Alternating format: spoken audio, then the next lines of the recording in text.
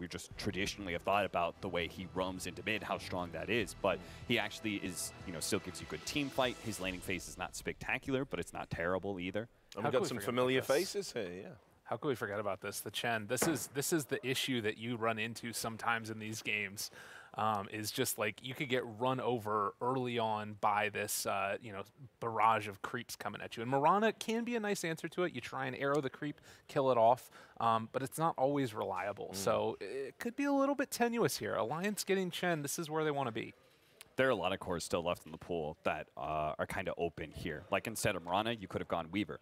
You also could have gone Necrophos. All three of those heroes are either mobile or they have some way to deal with the Chen opening pickup. So it's interesting that they go for the Mirana Ogre duo that we have obviously saw earlier it's already today. been used today.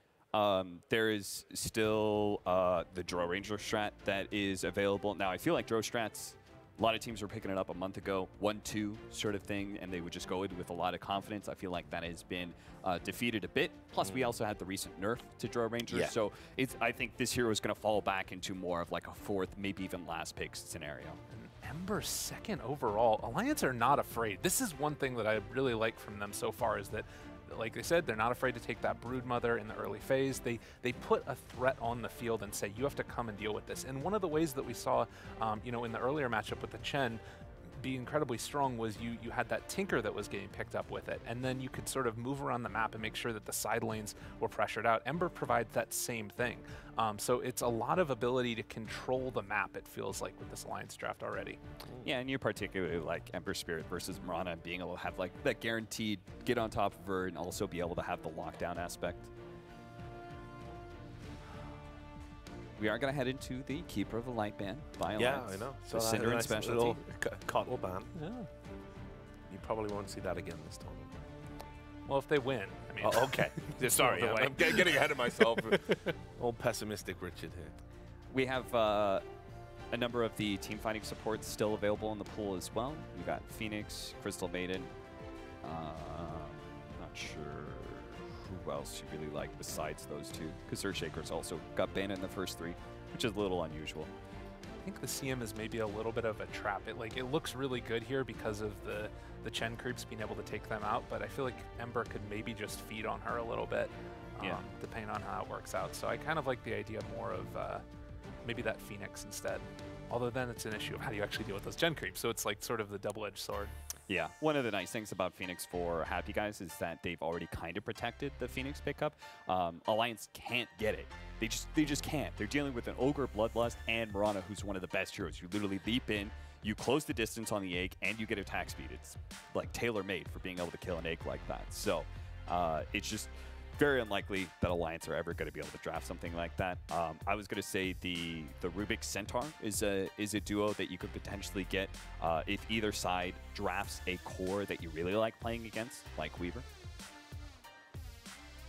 So we're going to have that Centaur banned away, one of the really important team fighting offlaners right now. That hero has got buffed up a lot. And Abaddon, I've been seeing Abaddons coming out of the NA region, actually. Really? These offlane Abaddons, it's weird. So There's like, where the hell is this coming from? This is the interesting combo, too. I remember that OG was doing this in the qualifiers, which was the lane of Abaddon and Ember together. Because what happens is the Aphotic Shield stacks against the Flame Guard. It's funky little interaction. Yeah. And it's really hard to deal with. So that is interesting. I kind of like that ban. I don't know if they necessarily would have gone for an Alliance, but they're taking away the cheese and they're taking away the push. So to me, if I'm looking at Happy Guys, it needs to be team fight that also has D-push. Because right now, you kind of get it from Mirana, not really at all from Ogre. Maybe something like Shadow Demon. They're going to take a Nyx. What do you think about that? Was that in your notebook? No, it wasn't. Oh, jeez. Nyx is super good versus Ember Spirit because he can't Flame Guard push lanes.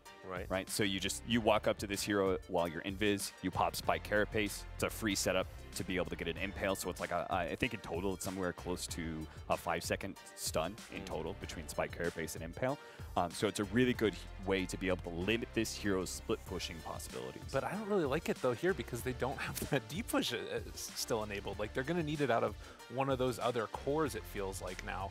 Yeah. And with Rubik taken, you can sort of like double down on it. How you have your null field that's going to keep your creeps alive for longer. I don't know. I'm worried that the pressure coming from Alliance is going to be they're not going to have the tools to deal with it on Happy Guys. Rubik is a kind of weird support because the part of the appeal of running Rubik is that you have some core that you really like playing against. Well, Nyx Assassin does have some issues with Rubik. Part of the reason is that you have a disable that does not deal damage. It sounds terrible, but against my carapace, it's actually very valuable. So it really helps you be able to get this lockdown onto the Nyx Assassin, prevent him from being able to get any sort of disruption in a team fight. You still impale, you set yourself up with the telekinesis, but you also usually want to combo heroes. So the combos that I've usually seen have been like Rubik Lina, Rubik Weaver, Rubik Centaur, those kind of heroes where the telekinesis and being able to move a hero, Rubik Axe is okay as well, where being able to move a hero is really beneficial to whatever core you're playing with. What do you think about like one of those traditional Ember Spirit counters, like the Huskar, or possibly going back for something like the, what was the other one? Monkey King that can work pretty well against it? Oh, you're going to go Brew instead. I mean, this cover is like they did not have the greatest team fight aspect, so now they've got just like a guaranteed team fight winner, right? Decent initiator. You're probably not going to be blinking in and clapping and popping your ultimate. You're probably going to be popping at a distance, but the movement speed of just being able to get on top of these heroes. Another side benefit is that with the Storm Panda, you can actually purge. Right? And so being able to purge off the Flame Guard is a very common tactic for teams to basically... The Ember Spirit's Flame Guard is such a potent part of the hero, right? It's both his defense and his offense. So if you can actually take that out of his way, a lot of his early game damage goes away and all of his survivability.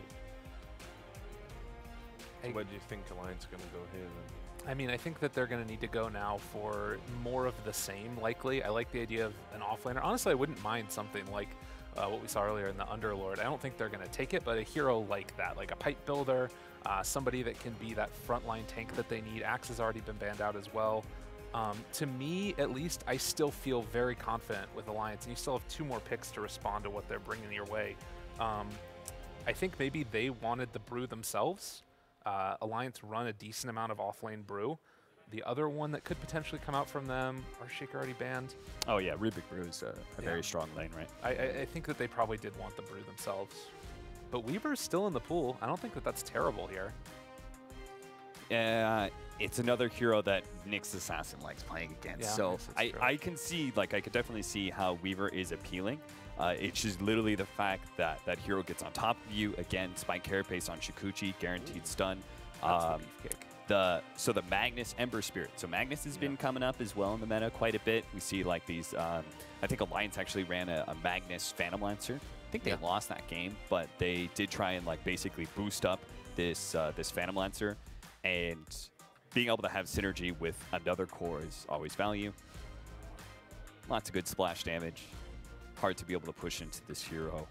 And I think that it also, we've seen that this combination, it's not just giving the cleave to the Ember, but the other nice part about it is that Ember can go in and make a little bit of chaos, make things a little bit nutty, and then afterwards Magnus comes in for the big RP, then you pull him back in, and then everybody dies. And that's really, to me, what I think is going to be the bread and butter of Alliance's draft here.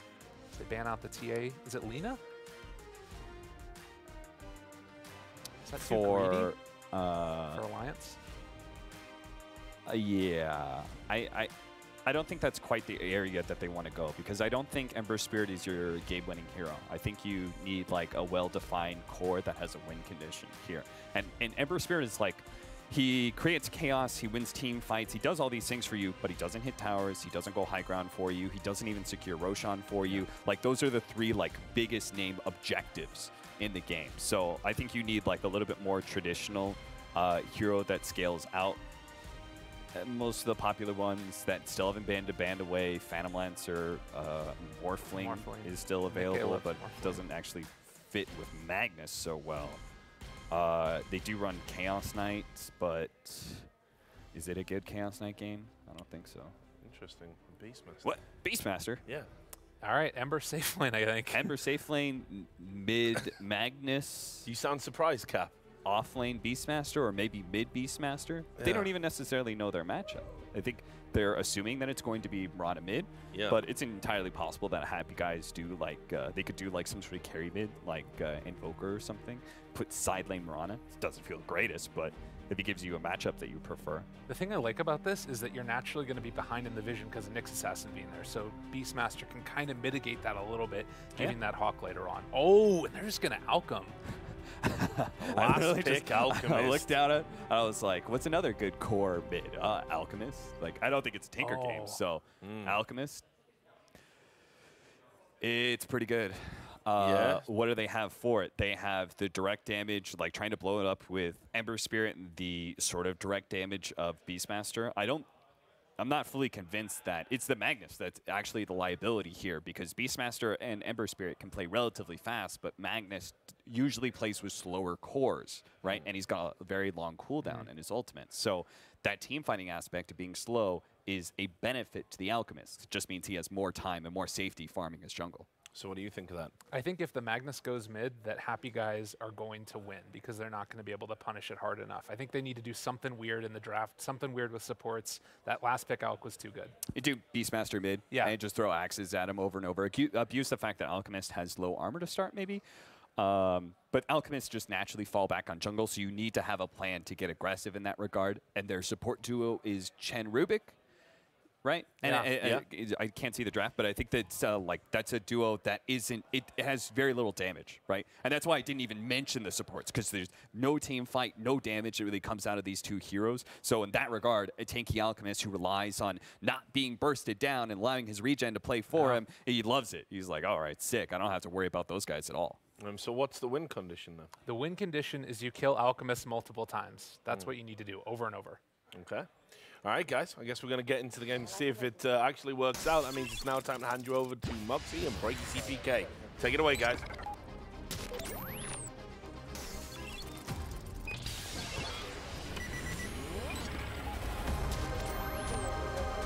Obviously, when it comes down to this matchup here, but Alliance, again, so now, I will say when it comes to the drafts, that did throw me off a little bit with that final pick Beastmaster and not even knowing their mid-matchup. And as the panel was talking about, Alchemist feels pretty good here. I'm loving this Illidan Alchemist. I'm loving it. This is looking so good right now for the side of Happy Guys.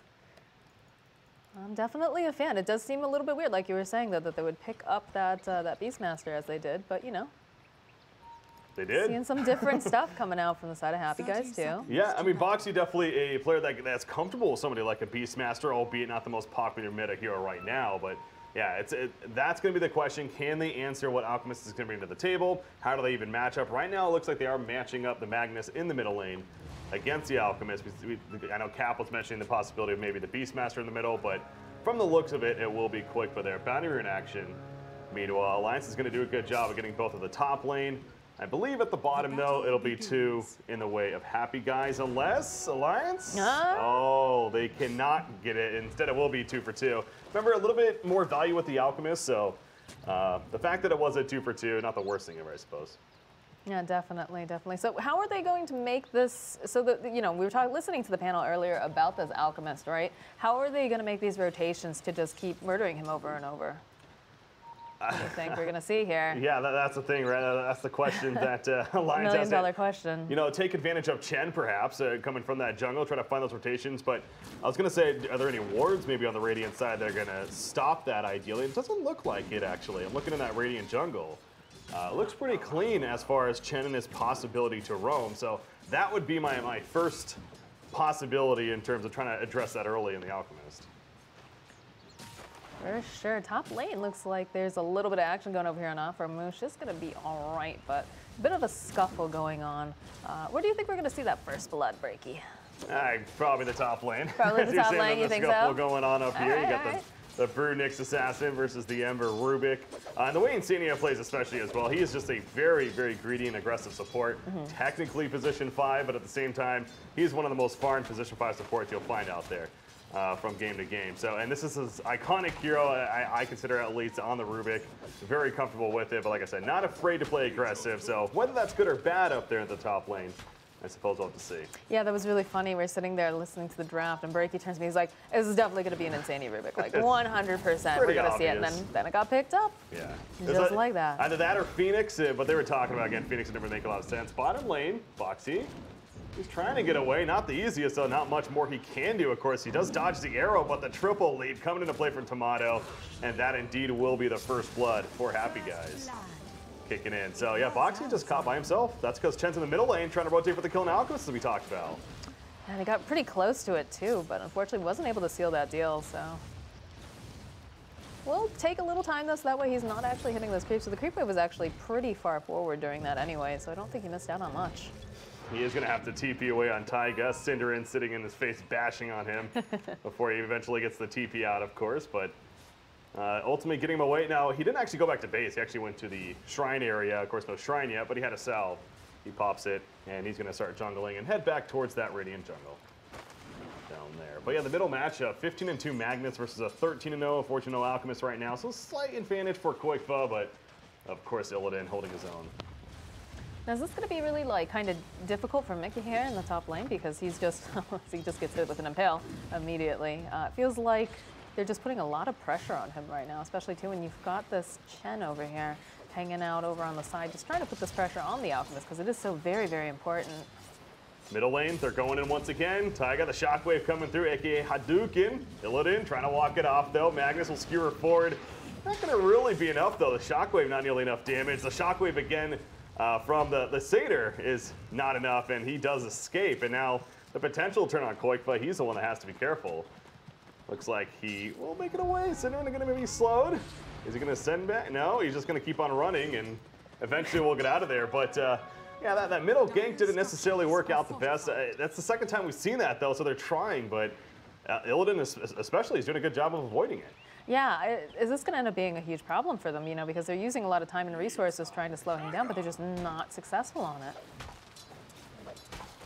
So I go back to the top lane. It feels like Ember Spirit, with that Flame Guard especially, should be okay in terms of being able to at least stay alive and handle his own, but he is being zoned out quite a bit. I've noticed Insania, you know, trying to make the pulls happen as he's doing here off to the side. Even getting a stack going on for the time being. But right now, Ember is struggling. He's only 13-0 up at the top lane. You got Brewmaster at 19-5. So gonna try to find the room for Mickey. Back to the middle lane, though, Moxie. Yeah, I know. It looks like, again, this will be their third attempt to try to take down Illidan, and it's just they can't seem to get this gank off. They're trying real hard, you know. Taiga's trying really, really hard to make sure, you know, he's got the right creatures, trying to jump out, but they just have not been able to find that kill. Again, on paper, when I can call, you know, what a team should be doing, you know, it's a pretty easy thing to notice, but it seems like that should be working, but Illidan, credit to him, really, is doing a great job of avoiding. Now, he does have a ward here that was just placed to even help further, but he's been doing that without that vision. Granted, it's daytime, you get the point. Taiga, now, is he dead? I think he is. This is a big old beefy boy. He doesn't have that, doesn't have the ignite just yet. He's waiting. He's getting close. One more second.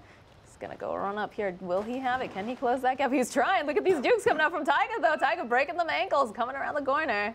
He's got to make it out. Actually escapes that 5-minute boundary rune, though, as usual. Going to cause some action at the top lane. Skewer away Boogie. He's going to say thank you very much. Gets a little more distance as a result. And he's got a salve to use even. So Alliance just can't seem to close on these kills that they keep going for, and thus they still don't have a kill at this point in the game. Oh, Boxy's dead. Oh, there's a kill, but unfortunately it's not going towards the side of Alliance, right? Just gonna be Tomato doing what he does again. It's bottom lanes. Yeah, Mirana 21-8 now has 2 hero kills to work with as well, so safe to say doing pretty good. Top lane Mickey. Can he somehow escape or maybe go back in for that kill? I think he's almost figured that he is dead right here. He wants that kill on Nyx Assassin, holding his ground. Insania doing what he can with his own auto attack. He's going to body block in the meantime, and Mickey will survive for now. Insania, he may go down. He sure does, but if he saved Mickey in the end, I suppose worth it. Oh, the fire blast. He can't cast it. Gets it a grind off, though. Cinderin finally gets the vision. He wants to commit for this. The fire blast not coming out. Here comes Chen at the last second. Not going to be enough to save his teammate, though. Ember does go down. And Cinderin's like, I don't care if you kill me, I got what I wanted. Yeah, oh my gosh, that was one bloodthirsty ogre chasing after him. That juke almost made it out in time, but unfortunately not quite enough.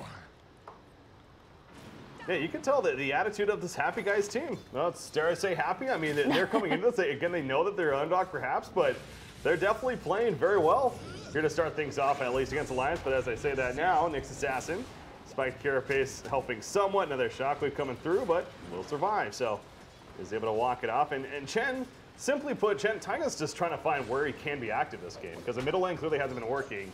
And now the top lane, it's also not necessarily coming through as he hoped for.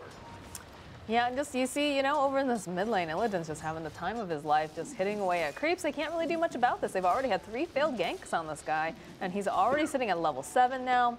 He's got himself that soul ring and the treads. He's feeling pretty good. That's all I have to say, so. Yeah, you got to think that Radiance, of course, going to be coming along as you look at the mini-map, though, and you see now, wrap around, top lane, lift up. We've seen this before, though, eventually not be a kill. Will this one be different? Penitent's going down the net. I mean, they're doing everything against Boogie. He's been crowd controlled so often. The Thunderclap used is not going to be enough to get away, though. And finally, Alliance comes together to make the kill happen. Boy, was that not easy, though. I mean, that required basically everything from Alliance. Well, I mean, that was 3 heroes and a bunch of Chen creeps, like 2 of the Chen creeps that had to be used for all of that. It's still, they weren't able to take him down very quickly at all. Bottom, Boxy, is he dead again? Very likely. Can Insignia maybe get a turn? That's the question now, Tomato. The answer is no. He gets away. Boxy, struggle here at the bottom, though. That's his 3rd death, 0-3-0. Of course, so it's now the 5-3 hero kill advantage in favor of Happy Guys, up just about 1,000 net worth. I suppose Quakeba is, the good news is he's doing well, but again, how does this Magnus translate? That's the question. When you put a Magnus on this mid role, you definitely expect him to have some big impact, but how is he going to have that impact? He is going Echo Saber first, so he's focusing on this idea. He's going to be hitting hard himself. And they kind of have to here, but Send back. Casual send back, cool. All right. Does he have a Remnant down, I'm guessing, to get back? Or he's just going to no, TP he's level in? 5. Okay. He's not level even 5, 6. but it's yeah, fine. so- He's got a TP. That's fine. There you go. It's all good, but while else is going down, still Illidan hard at work here. He's got himself quite a bit of gold saved up. They just haven't been able to put pressure on the stack. This is looking kind of scary here for Alliance. Top lane, though, looks like they've got their eyes over here onto this Brewmaster, who does have to split up, though, finally. Will be able to turn around, has his eyes over here onto Mickey. Mickey in a little bit of trouble. There's going to be Affirmation coming forward, trying to body block just a little bit here. They're going to try to slow him down, and there's going to be that stone being thrown out. Jeez. Mickey just gets taken down here. There's just too many objects. Ooh, and the Chen creep, too, for extra bonus. Honestly, Ooh, Chen's bottom creeps lane, also. bottom lane. He actually uses the roar over on Tomato. Boxy is not going to be able to get out again. Tomato cleans up another kill. Telekinetic Lift coming out over onto Cinderin. And Zania trying to run himself out. Fire blocks him out. Oh, the arrow just narrowly grazes past his nose. And they still have that the leap. They're on the prowl. Tomato gets himself a double kill. Yeah, that's one of those arrows that's like might as well have hit, right? Because obviously it took a little bit longer, but it forced him to go a direction that was going to get him killed anyway. So Insania doing his best to juke that, but there was no way he was getting out. But yeah, even back to the top lane, like I said, the block on Ember Spirit, even Chen's creep's kind of getting in the way. There's just so many things with the Primal Split, the Chen's creep, the creep wave there. He couldn't get around it. He doesn't have his remnants yet. Even still, he's not level 6. We're almost up 10 minutes into this game. He finally hits it as he goes to the middle lane to soak up some experience. But yeah, Mickey not having the start as hoped for. And really his alliance as a whole. This is already a 3,000 net worth lead right now for Happy Guys. It is an Alchemist lineup, but Mirana especially I think is the biggest star right now, being played by Tomato, of course. Yeah, he's playing very, very well. He's got 5 kills on his belt right now. And again, Dota 2 is not about the kills, right? It's about the objectives, but these kills sure give you a nice little advantage here. For sure. And when you've got, multiple lanes just going so very well, because like they got the roar going out over in the bottom lane earlier on. They didn't get a kill. They got the split off in the top. They managed to work that out as well. And then you just got Illidan, Mr. Illidan Storm right here in the middle lane, who's just hitting creeps. He's doing what every alchemist dreams of, just farming and having not a care in the world. And that's very scary for Alliance. You don't want to allow that, because this guy, what does he have here? Let's double check. He just got a Sacred Relic. I was just about to say, he had a lot of gold last time I clicked on him. 10.5 minutes Sacred Relic with the Soul Ring Power Treads. I mean, this is a very efficient Radiance coming up shortly here for Illidan. So yeah, the news does definitely continue to get worse for Alliance, and that naturally is going to be something that will be difficult to deal with. Cinderin, he's wrapping around. In the jungle, as you see at the bottom side, though, Insania is doing the same thing with Taiga. Mickey. They're collapsing middle lane, by the way. Do they know? Do they know?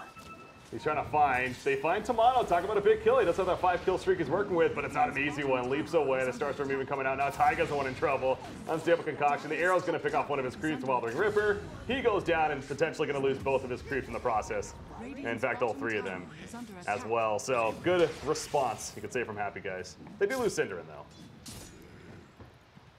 Where did that? Was that in the just top lane? above, yeah, it was just above at the Radiant Ancients, or the Dire Ancients, excuse me. Got it. Now that you could see like that positioning, they were just going in for the pincer kill, managed to find themselves a nice pick there, for sure. And we did see like a lot of movement actually going down to the bottom lane earlier as well, where they were thinking like, okay, we're going to push. They had a smoke up and running, but Tomato already had left that lane, and they were making this pinpoint precision over here into the mid lane to try to slow down even more. So the space being made is just incredible right now for the side of Happy Guys. So that way, Living can get what it needs. It absolutely is. And you also look at how they're going to deal with this Alchemist. I know Capitalist was talking about that on the panel. The idea that you want that kind of burst damage. Now, of course, with the Beastmaster initiation, with that Primal Roar, they do have a medallion on Shen. If that all comes together, they definitely can burst him down.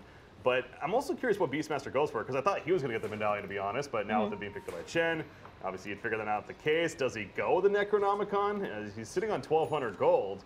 I suppose a Necronomicon wouldn't be the worst thing either to go, but you're dealing with a Radiance now and then Alchemy. It's like, I don't know if that really makes the most sense either. So maybe just get that Blink and try to have that initiation. As Magnus didn't go that yet. He went the Echo Saber, as we talked about. Taiga. Boogie finds himself a little friend here in the woods. There's going to be coming around here with Boxy. He's looking, but Taiga is going to burn to death with that brand new shiny Radiance over on Illidan. I don't know how worthy that Primal Split was, to be honest, from Brewmaster. He got excited, man. It's almost like a slap in the face right there. Like, yeah, we don't even need to use this effectively. We're just winning that much. He's a happy fellow. You know, he got excited. He saw, you know, things were happening. Happy guys after all. Right, for sure. Koikva, he is nearby in the area, but I don't know if that's a good thing. Got Alchemist falling back. And they're actually going to be scouts, a dire scan. They scan on top of them. Interesting. Thinking that Nyx Assassin might have been nearby, but not the case. Instead, they'll just push for the time being. But that net worth lead already is rising so much. I know it's an Alchemist, but still. 6,000 at 13.5 minutes. Yeah, they're going to take this bottom tower, though, on the side of Alliance. But you've also seen here Tomato on the top lane. He's put so much damage on this tier, too, right? Like, the split pushing coming out, they're trying to, like, group together to do things over on the side of Alliance, but they're losing a lot of their real estate as well here. And again, this Alchemist is getting bigger and bigger and bigger.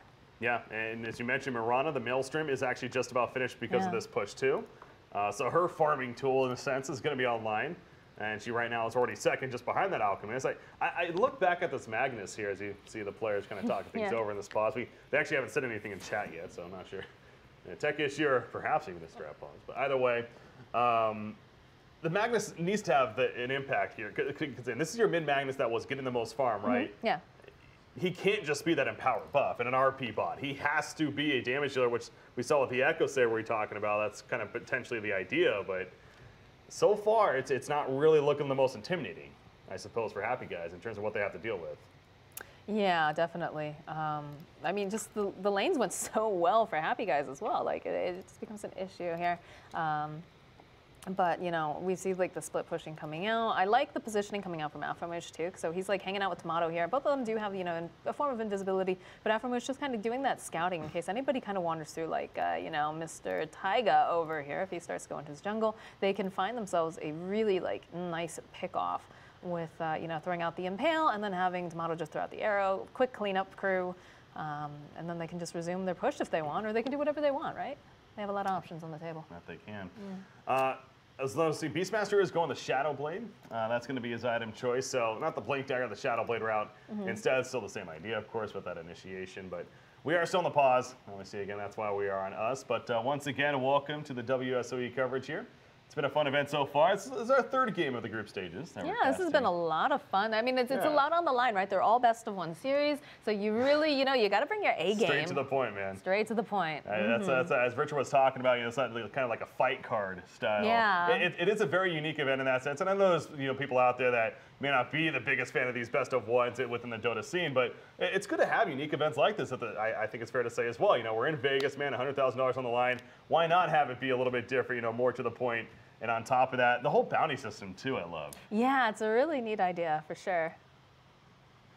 All right. Insania right there. And of course, the captain of Alliance. As you look at one of the replay from earlier, It's at the top lane. Yeah, this is where they turn, right? Onto where he just gets blocked in. No, they get the split off, and then Yeah. they turn around, they go over onto Mickey, and then over here, that's when they manage to pick off that creep. They find themselves Taiga as well, which is just adding more to Alchemist farm. And the bottom lane, of course, Taiga again. This poor Chen has just been having so many difficulties this game, and we talked about that too during the draft. Obviously not on camera, but Break and I just chatting it up. We get very excited. Yeah. But he was saying they let the Chen through again. Like, why are they doing that? They clearly have found a solution, or maybe their draft just, it deals with it like very, very well. They found a way, with that last pick, Alchemist. It's very difficult for the Chen to actually, get a lot of these ganks off. They need someone maybe a little bit more aggressive, but it's definitely been a difficult game for Taiga, and he's a fabulous Chen player. Oh, but of course. it's just, sometimes it fits the draft and it works really well, and sometimes they throw a last-minute Alchemist at you. Exactly. I think that's the biggest thing. That on top of Alliance clearly was trying something a little, I don't know what I'll say, innovative here, but they had their own idea, as Insania tends to for sure. But this whole, looking back at the Magnus, into then the Beastmaster, especially final pick, which then made the Magnus mid. Again, we're still haven't seen the impact yet. Now, it's still early. We're not even 14 minutes into this game, so let's not get too ahead of ourselves. But hey, there was a 12-minute radiance on that Alchemist. It was a very fast radiance. I'm with you there, Moxie. I'm not saying Alliance isn't in a danger Breaky zone of sticks sorts, to his but guns, guys. I am. I'm not giving in. I mean, there still is plenty of game left, so Alliance definitely still has hope. But really, that Blink Dagger pickup on Magnus, a Shadowblade pickup on Beastmaster. So look at this window of another 5 minutes here or so. I think that's going to be the opening for Alliance to try to get those initiations, perhaps even burst down the hero like Alchemist despite his farm, and work off of that. But again, no easy task. That is for sure. Looking at this draft too, right? So you've got a lot of targets that you kind of need to lock down throughout these fights. You got the Nyx Assassin is going to be kind of poking around in the back lines the entire time, right? So if you've got, obviously the Beastmaster is going to have a Shadow Blade, so that's going to make it a little bit easier for him to get these initiations in, especially you don't really want to have a Blink when you've got an Alchemist that has that Radiance just in case it cancels it out. But also, too, you've got, this Magnus. But how do they make this work? Because there's so many ways to, like, cancel out if they have Blinks or, kind of scout ahead, because they're really kind of reliant on this Magnus to get a really good initiation, aren't they? Yeah, I agree with you. That's why I am a little concerned for Alliance. I mean, I'm not going to sit here and say, it's absolutely a comeback territory by any means for Alliance, but that continues to be the concern. Exactly. Are they going to be able to get those initiations off? Having those tools is nice, but it's still being able to execute that the big thing too. And then the Nyx Assassin. We really haven't seen the Nyx Assassin impacted yet, but that's something else to look forward to for Happy Guys in this case. And Aframoosh, I know the panel talked about him a little bit as well, but this is also a player I got the chance to cast him again. WG Unity, as Lyrical pointed out last year at the Asus ROG event in the Philippines, I believe it was. For a Southeast Asian qualifier of sorts out there, he was a very impressive player. And I know that he is kind of, still this newer player on the scene, trying to make a name for himself, really accelerating. He's got a decent home here, of course, with Synderen. And talking about Synderen happens to find some players, such as Yapsters, that all of a sudden get poached by others. And, I'm not saying that's going to happen here, but the possibility is definitely real. So isn't that the best, too, though, when you start to find, like, new talent, people that are really, like, just coming up fresh in the scene, you get to see them kind of grow and see how their career develops. I love that. I love that. It's obviously fun to keep an eye on that over the years. You do look on your screen, by the way, guys. Obviously the standing so far now. Just to make it clear, of course, the one essentially a point for the victory. Pain X, it doesn't really show there, but they're 0-2. So obviously they're in a tight spot right now. They basically not only need to win their final game, but they need a lot of other things to happen in their favor to have any chance of moving on. Now, I'm still really impressed with the way that Serenity played in that last matchup. ZYD just made so much space with his Leshrac. I was very, very impressed with that because I got nervous when I saw the Spectre pick up. But, they played incredibly well, showing why they made that spot into TI. So it was a good response to that Phantom Lantern on the other side. Absolutely. As you had pointed out in that case. So again, we are sitting through a technical difficulty here. One of the players having some binding issues apparently. So has loaded back in. Don't know if we're going to go as a result of that, but again, Happy Guys, this is actually their first match of the group stages. Of course, Alliance coming into this 1-0 with their defeat of Pain X earlier. But Happy Guys, they get the later start.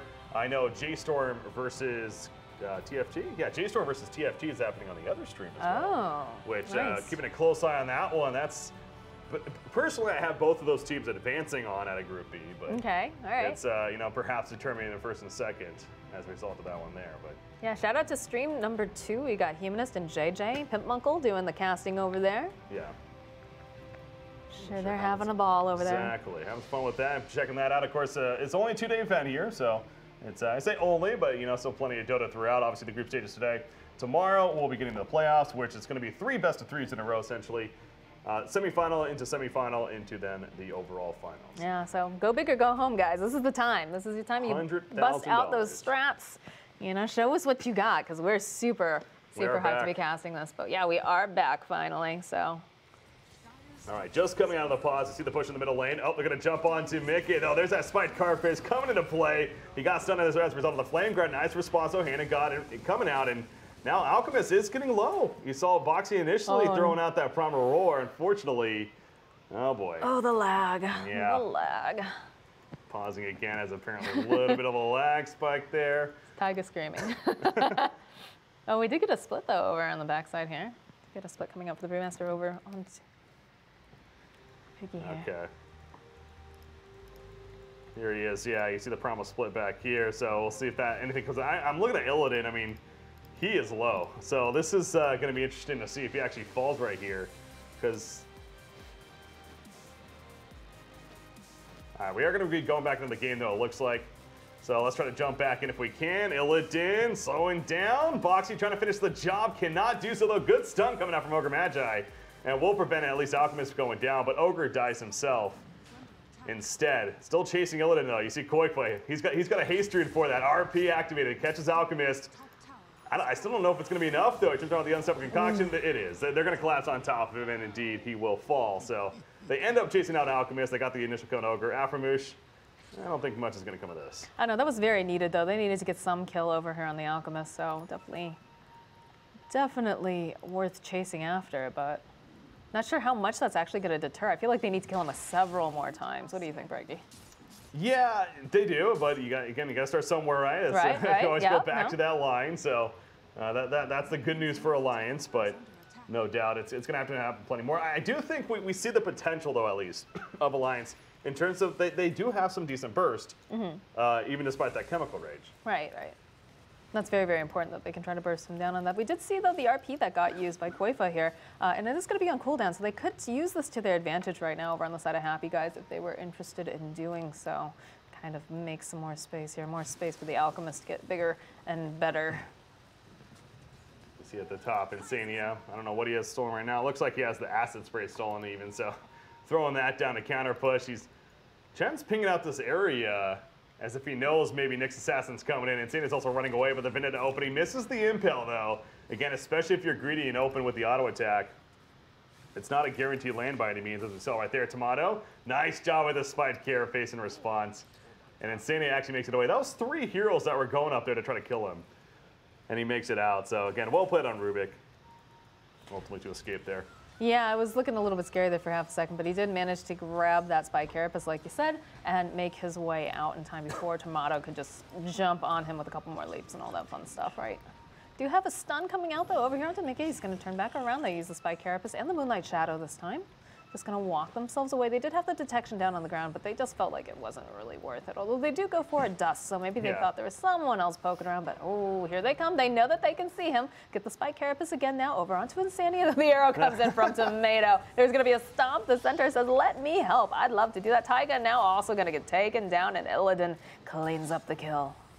Yeah, great job by Happy Guys right there. The dust, it was right. I mean, he almost caught Mirana with the Moonlight Shadows nearby, but it just wasn't close enough, so he suspected, okay, they're not here, and then all of a sudden the jump actually happened. So great catch again from Happy Guys. I got to give them credit, honestly.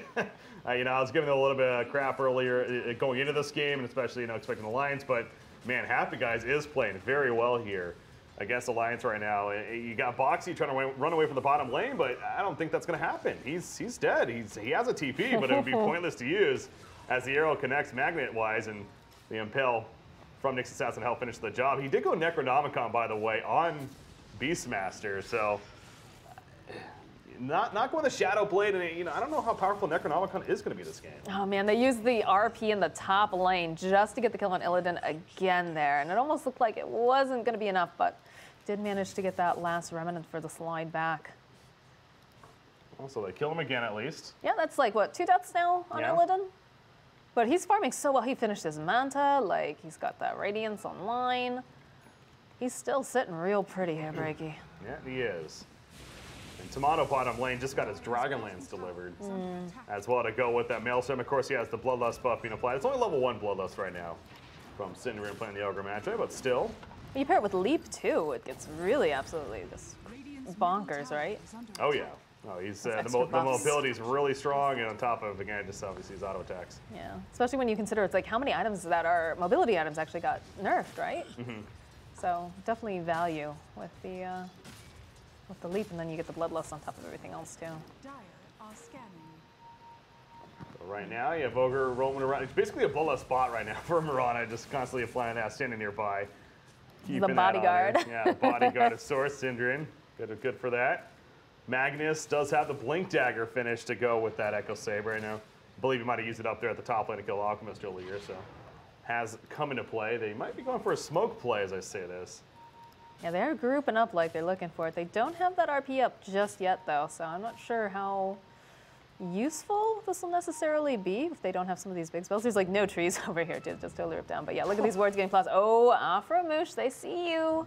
They're acting like they see don't, you, my though. friend. Yeah, the very cool like walk away, like, yeah, no, we don't see you. Dust comes out again. Body blocks come out from Taiga. They're trying to just hold him into place, but he's still creeping himself away. Does have the dust still on him. That's a really, really lovely impale coming out. The arrow just threads through completely. Taiga gonna get taken down. It looks like they should be able to find themselves this Beastmaster too, and that is a double kill coming out from Tomato. Are they going to find a little bit more? And Sadia trying to run himself back here. Will get slowed down. The leap coming forward out of Tomato. He just gets that steal. Going to try to go for his own leap, and he's got a couple here. Needs one more. He's trying so hard, but that last arrow, triple kill. He regrets his decision. I mean, a hell of an attempt. It just looks funny, Ruby trying to fly through the air with those tried, leaps. Man. But A for effort. Yeah, no, Taiga though, that the Sentry War placement and the way that Alliance played that would look like that was definitely going to be a free kill on Nyx Assassin. But man, timing his Spite Carapace perfectly to get the stun on Insania, and then buying just enough time for the turn, of course, to happen. That was really Aframoosh in the end. That bottle that time to eventually have it play out for the triple kill for Tomato. Now, as I say, this top lane. He's getting away once again, trying to at least, but no, Mickey will do him in with that Fire Remnant as he cuts back in for the kill. So the Bounty Rune's coming up in 20 minutes and causing yet more action. But at the bottom lane, you have Mirana pushing that tier 1 tower and finally going to do it in. Synderen might have overstepped a little too much over here. Yeah, he's dead. He's just going to absorb all of that damage for Tomato down here. Might have stayed just a little bit too long, though, right? Yeah, overstayed is welcome. Casual arrow onto the range creep. Would you trust Synderen to be your bodyguard? Yeah, I would. You would? Yeah, since Synderen's a good guy. You know, he's known for that. You know, just being a good friend in general. Right. We heard those stories earlier. Yeah. Brewmaster, he just finished the Vlad's, by the way, to go with that Blink Dagger Power Treads. So, you know, building that aura style. And you have an Alchemist, meanwhile, who he's got a Perseverance picked up. So Illidan, he's filling his farm. Continuing to be 16,000 net worth now in the game, more than 4,000 or so. Higher than whoever's behind him, that being Mirana at this point. So a lot of reasons why Happy Guys is feeling good about themselves. I look back at this Magnus. Okay, BKB's almost finished, so I suppose there's that, but he is building a Daedalus after that. That will be some intense damage, no doubt, from the Magnus. That's still a ways away, though. Yeah, they're all smoked up, though. They're looking for something. Oh, Synderen, the bodyguard, going to run into 3 different people here. Gets a multicast, but Mickey will happily take that kill. Exactly. I've had some co-casters recently that they've explained what just happened right there as a good death. It sounds kind of weird, right? Like it's good to die, but hey, that spotted the smoke. It's the very underfarmed Ogre Magi, and he's going to be up quickly. So, you know, taking that gank right there. So well played in a sense from Synderen. It's either you or, you know, your Alchemist, right? So it's better to tank that gank. Yeah. Moonlight Shadow and a smoke coming out here, though, from the side of Happy Guys. They're on the prowl, maybe thinking maybe someone is in that Roche pit. Arrow gets thrown through. No one's there, though. And they're still hunting. They want to find someone. They do. How about the Alchemist going the Lotus Orb as well to go along with the Manta style, so he has ways to get out of roots, etc. throughout this game. And yeah, going the third item, Lotus Orb, I mean, he still does plenty of damage with how far ahead he is. Can go for that as, yeah, you see in the dire jungle, trying to kill Koikfa, and it's eventually going to happen, right? Yeah, I mean, they used the split, and like he bought himself a little bit more time, but wasn't able to quite do enough there. I do like, there's one analyst that always calls Lotus Orb the game-winning item. I can't remember who it is though now. Do you remember? I'm not sure. There's definitely someone that like always talks about like, oh, it's all right, they got the game-winning item here. But I mean, I kind of like it, right? Because there's a couple different things that you're able to kind of dispel here. You usually don't see it on like your main core, but to be fair, Mirana's also hitting really hard. And speaking of, they're going to run into the face of Beastmaster and just burst him down with plenty of assistance. Of course, multicast kicking in. They find Taiga, double kill already for Tomato. Maybe. He wants another one. The arrow goes through though. Mickey gets away with the Fire Remnant, but that was already with Koikfa dead, of course. Prior to that, and they go back into the Roshan pit. So yeah, going back to the point, I mean, Lotus Orb, you usually don't see them maybe on one of your main cores necessarily, but really, Mirana is this hard hitter for the team at this point. Oh yeah, Tomato had a fantastic. He's 12-0 and 3 breaking. Yeah. Like again, this is an objective-based game, but this guy, this cat lady, my goodness. They're going in, Koikfa. Oh, there it is. RP hits. Is it going to be enough follow-up damage, though? Is that ultimate question? Alchemist? Yes, it is. He goes down. Roshan's still not dead just yet. He was hoping for an Aegis, perhaps. Mickey, however, he's being run down with the Brewmaster. Tomato goes in and finishes the job, picks up the Aegis, and you can see Alliance is like, all right, we got to get the hell on out of here. And Insania does buy back for this, as does the Nyx Assassin, but okay, Alliance gets some kills out of it, including Alchemist, but I really think Happy Guys is overall pretty pleased with it, considering Mirana picks up the Aegis. Well, she also grabbed that. I thought she might actually go back in. She has a haste rune that she just picked up, rebottled and everything. I like too, Tomato, eyes on the prize. Oh, look at this. They're on the hunt. They know that Aframush is there. They're looking for that arrow. They're going to connect over onto Taiga, and they're just going to take him down. Looks like Nyx Assassin might be in for a problem. Oh, the Skewer comes forward, though, coming out from Koikfa. Tomato's now in a lot of trouble. He can't afford to die here. That's going to be the Aegis coming down. There's going to be a lot of gold. If they're able to slay him again, is he going to be able to get out? He's got that BKB. He's going to just hop, skip, leap away, and say, see you later, nerds. Yeah, maybe, but at the same time, that's not one of those good deaths, Moxie. That was a very overambitious play from Happy Guys there, of course. And, you know, doing that with Alchemist still waiting to resurrect. Brewmaster got caught out himself. And Alliance was there pretty much in full fighting power, all just to kill the Chen. So any advantage that they kind of took from that previous fight, essentially going away / even more in favor of Alliance. I mean, we're down to 6,000 net worth lead now. It's been upwards of 10K just even a couple of minutes ago. So Alliance is clearly cutting into that lead. And you have items such as that Necronomicon going to be leveled up to go with the Blink Dagger on Beastmaster. You have Magnus working on that Daedalus now. And that's what I was mentioning earlier. This is not kind of a build we're used to seeing necessarily on this hero, but because of his role this game, he will hit hard, especially with that Echo Saber. Mm-hmm. No, and it also forced out the BKB over on the Mirana too, right, as a defensive BKB, and that's never how you want to use those charges. But do you see in the bottom lane, ooh, this arrow coming in. Ooh, he felt that one. Definitely felt that whiz by his nose. They still have that stun though over here on the Alchemist. They're gonna go hunt around here. Boxy trying to get himself out. They do, he stuns himself, he manages to get out. Where's the tips, Breaky? That is when you tip. Yeah, well, 100%. There you go. Koikfa's there got we it. Go. On a Boxy, all right, Koikfa. All right. Tipping a teammate. It wasn't really BM necessarily, but saying well played. I don't know. Sometimes I think it's worse when your teammate tips you. That's fair, yeah. Like, good job, bro. That's the second time I see that, though. He's actually tried to go for that Manta dodge with the concoction and has failed it, unfortunately. Either way, good getaway from Boxy. And Chen almost got found there, but again, the Impale misses. Now, I always like to reiterate, you know, Impale is a tough stun to land, especially when you're trying to open with an auto attack first even, so not, I give the Nyx Assassin players a little more slack. Okay. Missing said stuns. That's a hard stun. That's like, isn't it the hardest stun in the game? Yeah. I would say it's probably one of, if not the. For sure. And then like an arrow, of course. But. All right, we've got another smoke coming up here. Oh, looks like they're going to try to creep themselves around. Oh, they've got their eyes over here on Boxy. The stun comes out, the leap comes forward, the BKB comes out from Tomato at the same time. We do get the leap, but he gets the roar off. He's trying to run himself out, but he's not going to be able to run from Illidan. Illidan's just going to chase him down. Mirana attacks so fast with that Bloodlust, leaping forward and everything, and the level 15 talent, the plus 80 leap attack speed. So she is just a turret in the face of Alliance. And Beastmaster definitely feeling it there. They're going to go for the tier 2 bottom. Now, the tier 2 top is being pushed by Alliance, but Nyx Assassin, he's already setting up. So if we have some TP plays, in fact, they're already going to the shrine. Oh, he misses the Impale, though. Okay, that one you got to hit out from Moosh. He had a good angle on that one. He just got a little panicked. Ember Spirit, however, is still locked in by the Fire Blast, but he gets out with a Remnant for now. Tomato still in pursuit, catches Taiga. So they get something out of it, but it felt like that definitely could have been more for Happy Guys. Arrow's going to miss. That godlike over here in Tomato. Man. They got bottom tier 2, though, just before that. So Happy Guy's still having the objective game because of that. Is Alchemist just going to Ags next?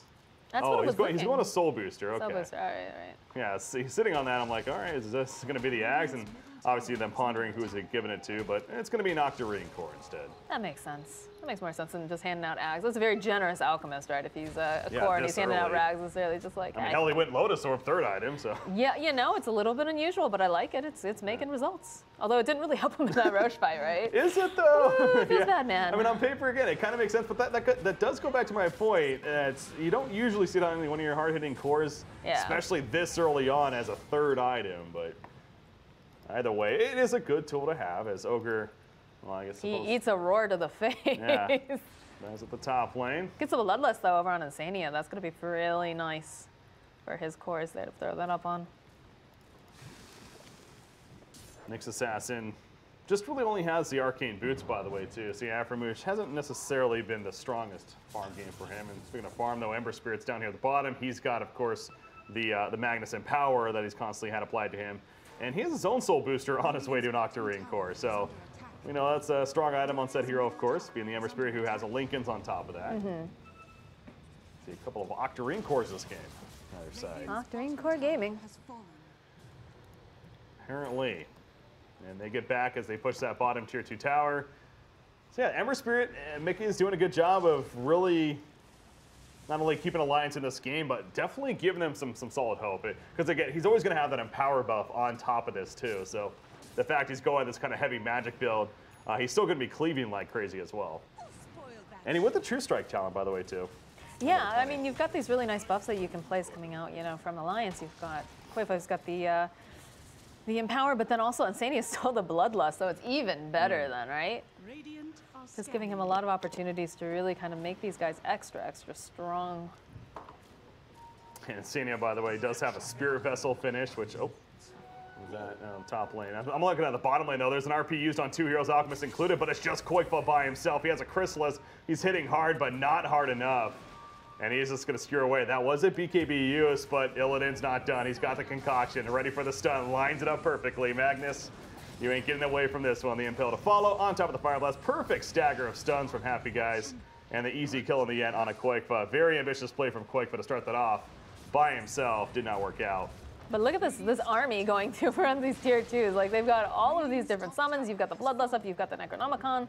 It's like a crazy intense push here, but oh, here comes Illidan. Illidan finds himself a Taiga. Will be easily able to clean him up here, and they'll also go maybe find themselves a couple Chen creeps and just allow Illidan to just go right back to farming. Yeah, Octarine Core with this Alchemist talents now, especially as well at level 10 and even the level 20 on top of that. These unstable concoctions are really hitting hard and fast at this point of the game. It's all that come into play there. Middle lane, Mickey. Yules throws up. Can he get the Revenant in time? He can, and he actually escapes. That was an offensive Yules right there, trying to go for the setup, and Mickey still manages to make it out of there. Despite that, oh, he got some of this by Carapace. Carapace, yeah. Ooh, Aframoosh. Living life on the edge there, 80 hit points as he goes through this light. Yeah, you saw Mickey going back in, trying to finish the job. Yeah. Unable to do so, though. But, yeah, again, the Ember Spirit, he is feeling good about himself. How this game's looking right now. But Mirana, what does she have next? She just bought something, right? Something's coming out. What is it? It's a Linken's. Interesting. Okay, so Mirana going to Linken's herself. Promaror being the big one, I bet. Well, she also, there's very, you know, defensive items coming out on this Mirana. Yeah. So you've got the BKB, you've also got the Linken's now.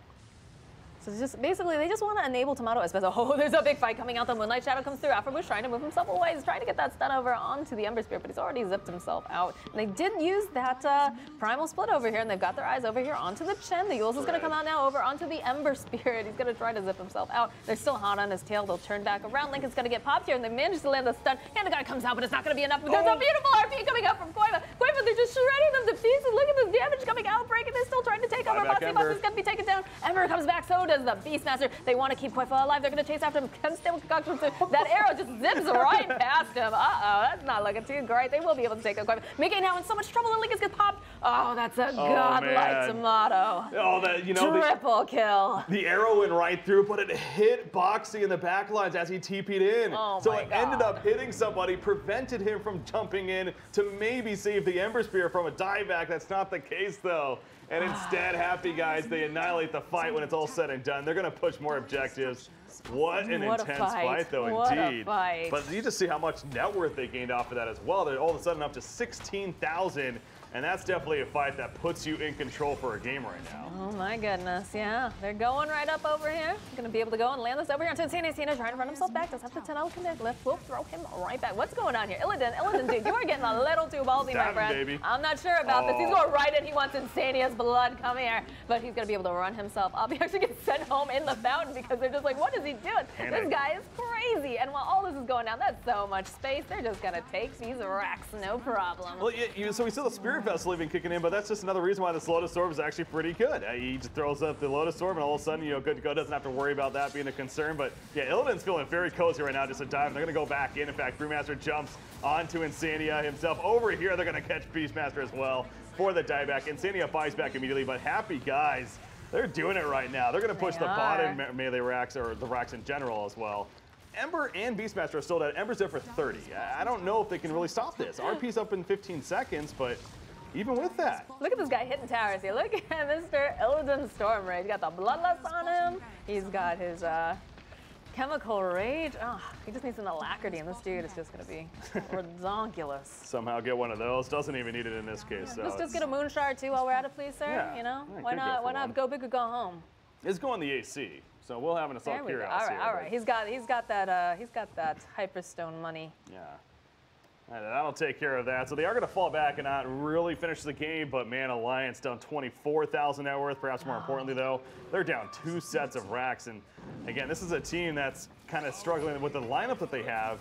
Yes, they have an Ember Spirit, with an Empower buff is nice, but it just does not seem like that's going to be nearly enough firepower right now. It was looking so good when they got that RP, right? Yeah. It was looking really fantastic, but just at the end of the day, it just didn't work out for them. They couldn't get enough damage down and fast. Tomato's just dishing out way too much. There's a lot of chaos coming out here from Boogie. It's just, and then, you've got, so much. As big as Magnus RP was, Ember had to buy back because he just died right as the RP happened. He bought back immediately, but even with the immediate buyback, it still took him a couple of seconds at least to even get into the fight and start to do at least a little bit of damage. So, yeah, the timing just did not add up for Alliance, but credit to Happy Guys once again on how that fight went for them. And I go back to this Alchemist, the unstable concoctions, the AoE aspect even kicking in several times throughout that fight with the stun, and the fact it's on a 6-second cooldown, dealing potentially anywhere from 600 to 800 damage. That's so ridiculous. It's insane. That nuke is ridiculous.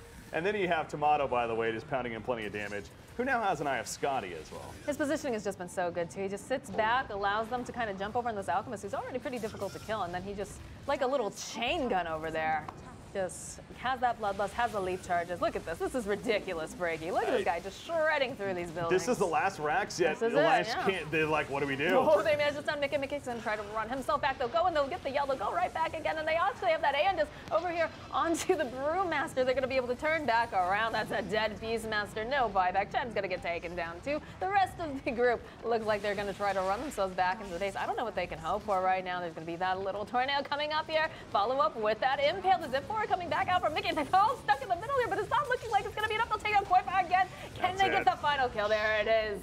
He's unstoppable. He's beyond godlike, and it's the GG call. Did we turn you into a believer As here, I said, Happy Guys is one of the favorite teams in this event, and they are going all the way. I mean, they came to Vegas to win, baby, and that's exactly. No, that was a very pleasant surprise. It really was. Happy Guys played that so well. Not to make excuses, but that's coming. But as well, Alliance with the draft, the whole final pick, Beastmaster, forcing a Magnus mid lane without even knowing the matchup in the first place. It seemed like they had this idea in mind, and I'd be curious to talk with Insania, especially, figure out what exactly the plan was there. But man, Alchemist was an issue, as we almost expected. and they could not deal with it, Moxie. I so. know. It was, that last pick Alk was amazing. But, Yeah. you know, I want to get the take off of the guys at the desk here who are No all like, idea. yeah, Alliance, they got this. Like to hear you talk. Well, thanks very much. I mean, we're not going to say anything that's going to revolutionize the broadcast, I don't think. So I'm just going to say pretty good Alchemist pick in the end.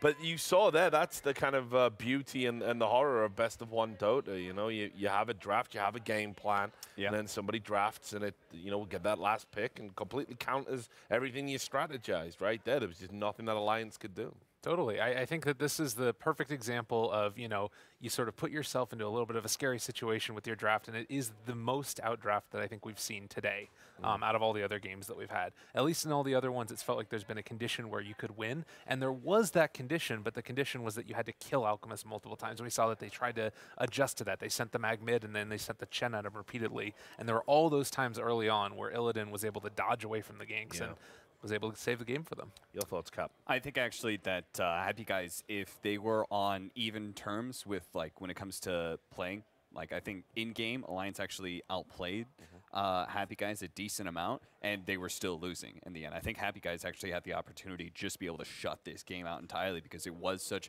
a really valuable last pick Alchemist. I mean, they just didn't really have the damage. Again, they had 2 cores that could really quickly lay damage. It was surprising to me how much Koifa was able to get damage onto this Magnus and try and transition him into kind of a right-clicking hero. But even then, it's just like not the hero you want to be able to keep this Alchemist down. You saw how hard they tried in the laning phase because they knew how important that aspect was going to be. They're rotating Chen in constantly to try and kill Illidan. Illidan did do a good job in that aspect of making sure he didn't die in the laning phase, and Synderen always trying to back him up with those TP rotations. All right, well, Zyori's ready with an interview to shed a bit more light on that Happy Guys victory. Take it away.